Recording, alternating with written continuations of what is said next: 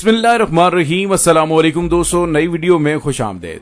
दोस्तों, भारत और अमेरिका की चीन के हाथों शिकस्त के बाद 4 मुल्कों ने चाइना का रास्ता रोकने के लिए एक नया इत्तेहाद कायम कर लिया है।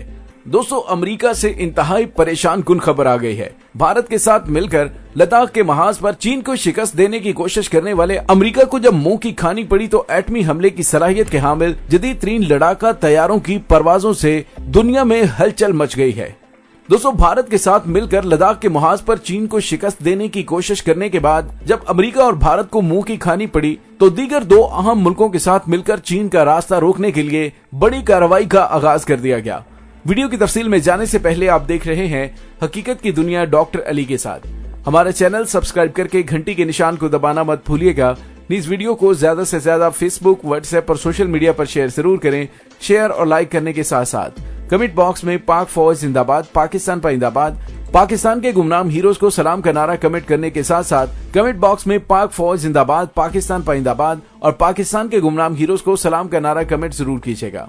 दोस्तों, अमेरिका ने एटमी हमले की सलाहियत के हामिल जदीद तरीन F-35A लड़ाका तैयारों की आजमाइशी परवाजें की हैं, जिससे दुनिया में हलचल मच गई है।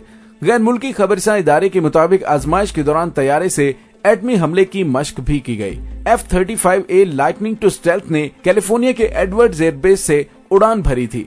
मशक के दौरान जंगी तैयारे से थर्मोन्यूक्लियर ग्रेविटी बॉम्ब गिराया गया।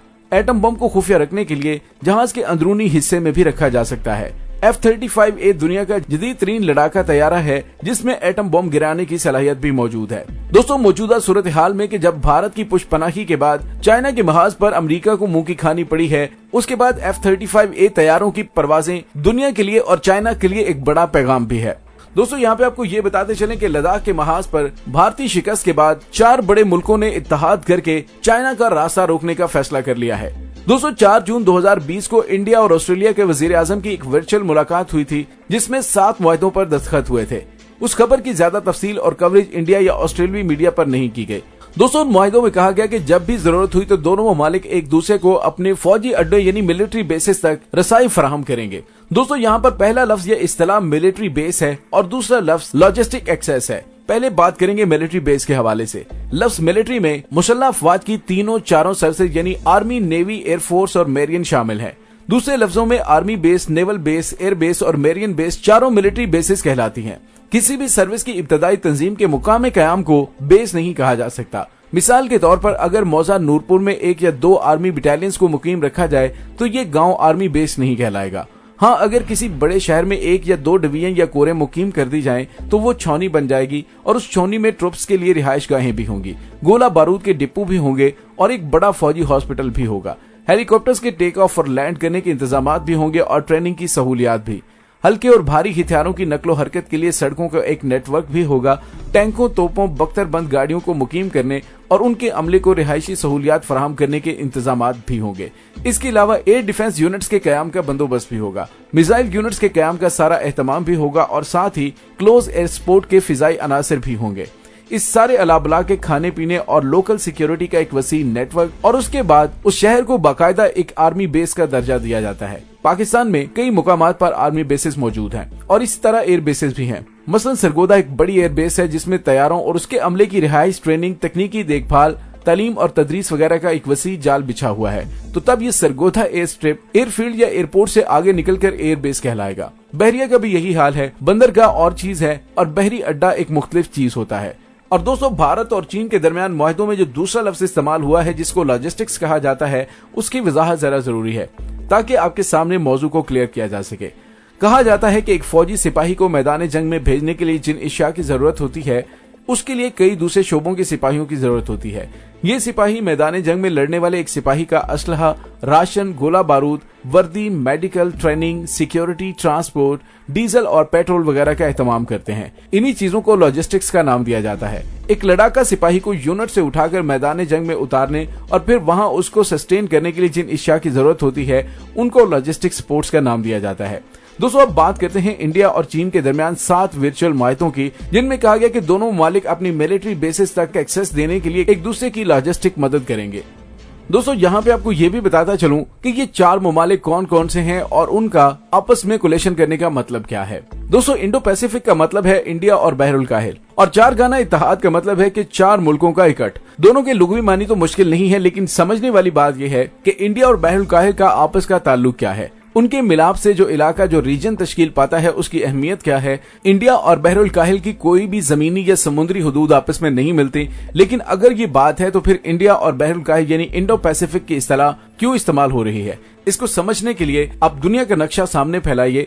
आप देखेंगे कि बहरुल काहिल और बहरे हिंद दुनिया के दो बड़े समुंदर हैं और उनको मिलाने के लिए 2.8 किलोमीटर अरीज और 550 किलोमीटर तवील पानियों की सिर्फ एक शाहराह है, जिसको आबनाए मलाका कहा जाता है।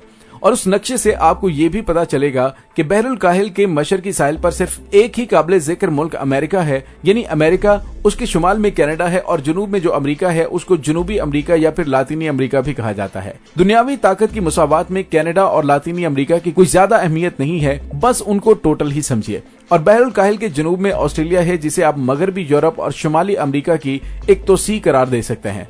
बहरुल काहिल के वस्त में सैकड़ों जजीरे हैं जिनमें अमेरिका का कब्जा है, और एक जजीरे में तो उसकी 52वीं रियासत हवाई भी मौजूद है। बहरुल काहिल के मगरबी साहिल पर अगर आप नजर डालें तो आपको दर्जनों ममालिक नजर आएंगे, जिनमें जापान, रूस, चीन, शुमाली कोरिया, जनूबी Korea, Vietnam, Philippine, Thailand, Malaysia और इंडोनेशिया है, लेकिन इंडिया उनमें शामिल नहीं। तो फिर इंडो पैसिफिक की इस्तेलाह कहां से आई, इसके लिए आपको इंडोनेशिया और मलेशिया को देखना पड़ेगा।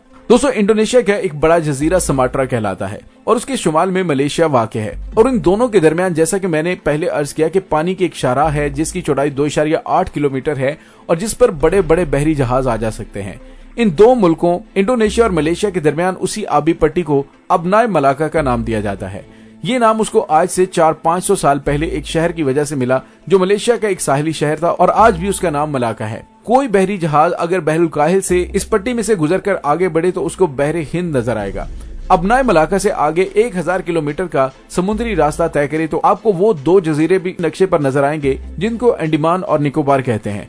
1947 तक उनको काला पानी भी कहा जाता था और ये जजीरे बरतानवी हिंद का हिस्सा थे। उससे आगे बढ़े तो इंडिया का जनूबी साहिल और श्रीलंका वाक़ है। इस खिताए आब में मासवाई डिगोगाशिया और मालदीव के कोई और जजीरा वाक़ नहीं है। डिगोगाशिया पर अमेरिका का कब्जा है और मालदीव एक छोटा सा आजाद मुल्क है, लेकिन इंडियन कुव्वत की जो परछाइयां हैं उस पर गालिब हैं। बहरे हिंद से आगे मजीद मगरिब की तरफ जाएं तो मशरकी अफ्रीका के मुमालिक हैं, और शुमाली रीजन का रुख करें तो बहेरा अरब आता है, जिसमें पाकिस्तान का साहिली इलाका गवादर वाक़ है। दोस्तों जापान दूसरी आलमी जंग के बाद मगरबी ताकतों का माउथपीस बन चुका है और चीन के हरीफों में शामिल है। उसके वज़ीर-ए-आज़म शिंजो आबे को 2012 में बैठे बिठाए न जाने क्या सूझी कि उसने ऐलान कर दिया कि अगर मेरे साथ अमेरिका, इंडिया और ऑस्ट्रेलिया मिल जाएं तो हम चारों चीन के साथ एक मुअस्सर इत्तेहाद पैदा कर सकते हैं। इस तरह 8 साल पहले जो तजवीज एक दूर की कोड़ी महसूस होती थी, आज हकीकत बनकर सामने आ खड़ी हुई है। इंडिया पहले ही अमेरिका को अपने बहरी और जमीनी बेसिस पर आमदोरफ्त की सहूलत देने का मुआहदा कर चुका है, और अब ऑस्ट्रेलिया के वज़ीर-ए-आज़म स्कॉट मॉरिसन ने भी एक वर्चुअल मुआहदे में इंडिया से वही हुकूक हासिल किए हैं, यानी एक दूसरे के फिजाई बहरी अड्डे और जमीनी अड्डों पर आने जाने और लॉजिस्टिक इमदाद की सहूलियात। दोस्तों 15 जून को लद्दाख में इंडिया को जो मार पड़ी वो अपने जख्म चाट रहा है, और इसी तनाजुर में इस चारों ममालिक के इत्तेहाद की कड़ियां साफ नजर आ रही हैं, और इस इत्तेहाद से उम्मीद लगाई जा रही है कि चीन की बहरी नाकाबंदी कर दी जाए। चूंकि चीन की तिजारत का इन्हसार ज्यादातर अबनाए मलाका पर है, इसलिए अगर इंडिया, ऑस्ट्रेलिया और अमेरिका उस अबनाए को ब्लॉक कर दें तो चीन की तिजारत ठप होकर रह जाएगी। ऐसी सूरत हाल में चीन के पास जो मुतबादल तिजारती रास्ता रह जाता है वो खुजराब से गवादर तक का पाकिस्तानी इलाके का रास्ता है। बहेरा अरब में वाक़ गवादर बंदरगाह अब एक नेवल बेस में तब्दील की जा रही है, जिससे शहराए कराक्रम और सी पैक के जरिए मिलाया जा चुका है। तकरीबन 3 साल पहले आपको याद होगा कि चीनी ट्रकों और कंटेनरों का एक काफिला संज्ञांग से खुंजराब और हवेलियों से होता हुआ सी पैक की मगरबी शाख की राह गवादर तक पहुंचा था, और वहां से तिजारती सामान को बहरी जहाजों पर लादकर बहेरा अरब के रास्ते अफ्रीका और यूरोप को भेजा गया था। दोस्तों वैसे आपको ये बताता चलूं कि हॉर्न ऑफ अफ्रीका पर जिबूती की बंदरगाह को चीन एक मजबूत बहरी बेस में तब्दील कर रहा है। इसी तरह चीन अपने बेल्ट एंड रोड इनिशिएटिव मंसूबे को आइंदा किसी भी हरीफ इत्तेहाद के हाथों सबूताज होने से बचा रहा है।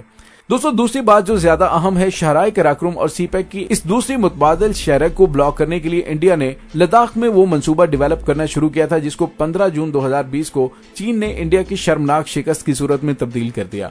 इंडिया उस मंसूबे पर बतदरीज अमल कर रहा था और उस मंसूबे के तहत दौलत बेग ओल्दी को एक फिजाई और जमीनी अड्डे में तब्दील करना था और लद्दाख एरिया में ऐसी बड़ी और छोटी सड़कों का जाल बिछाना जिस पर फौजी काफिले आ जा सके। लैया जो लद्दाख का दारुल हुकूमत है उसमें एक वसी एयरफील्ड बनाना भी उसके मंसूबे में शामिल था, जिस पर अमेरिका के C-17 और AN-32 रूसी ट्रांसपोर्ट तैयारे लैंड और टेक ऑफ कर सके। जम्मू कश्मीर और लद्दाख की आईनी हैसियत तब्दील करना यानी आर्टिकल 37 और 35A की मनसूखी, उस इलाके को इंडियन यूनियन का हिस्सा बनाना, उसमें अमरीकी और ऑस्ट्रेलिया अफवाज को रसाई देना, दौलत बेग ओल्दी और लैया की एयरफील्ड से अमरीकी एयरबोर्न अनासर का गिलगित बल्तिस्तान में उतारा जाना, 82 एयरबोर्न और 101 एयरबोर्न अमरीकी डिवीजन उन ऑपरेशंस के लिए एक मारूफ शोहरत की हामिल फिजाई फॉर्मेशंस हैं। दोस्तों, शाहराए कराकोरम को काटना और सीपैक को सबूताज करना वगैरह, ये सब इन 4 ममालिक के उन मजमूम मकासद का हिस्सा था जिसको चीन ने अब उधेड़ कर रख दिया है।